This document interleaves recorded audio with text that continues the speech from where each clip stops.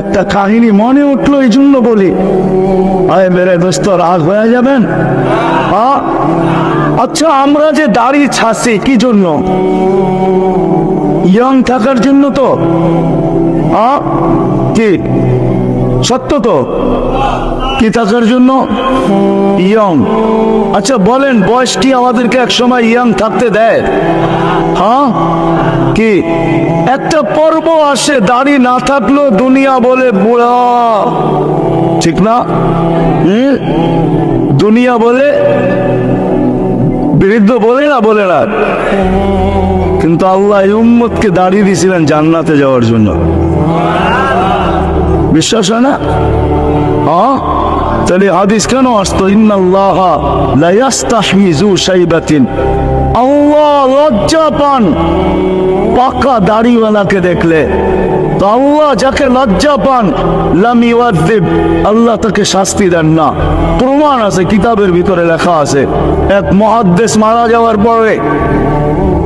যাওয়ার পরে আল্লাহ জিজ্ঞাসা করছেন কি নিয়ে আসছস? কিচ্ছু নিয়ে আসতে পারি না, সাদা দাড়ি নিয়ে আসছি। আল্লাহ রাগ হয়ে গেছে, সাদা দাড়ি? আবার জোরে বলতেছে কিচ্ছু নিয়ে আসি না, সাদা দাড়ি। কেন? আমি না অমুক থেকে শুনলাম, অমুক না অমুক থেকে শুনলো, অমুক না অমুক থেকে শুনলো, অমুক না অমুক থেকে শুনলো, উনি আপনার রসুল থেকে শুনলো, আপনার রসুল জিবরিল থেকে শুনলো, জিবরিল আপনার থেকে শুনলো, তারপরে এই হাদিস বয়ান করলো। আপনারা কি বলছেন? লা ইয়াস্তাহি যু শাইবাতিন, আপনি সাদা দাড়িওয়ালাকে দেখলে লজ্জা পান। আল্লাহ আয়েশা দিয়া বলছে, সবাই সত্য বলছে, আমিও সত্য বলছি, তোকে মাফ করে দিলাম।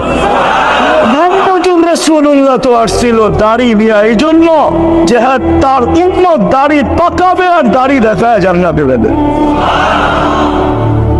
আপনি তো দাড়ি কেটে ইমাম হইতে চাইতেছেন, রাগ হয়ে গেলেন? কত সহজ।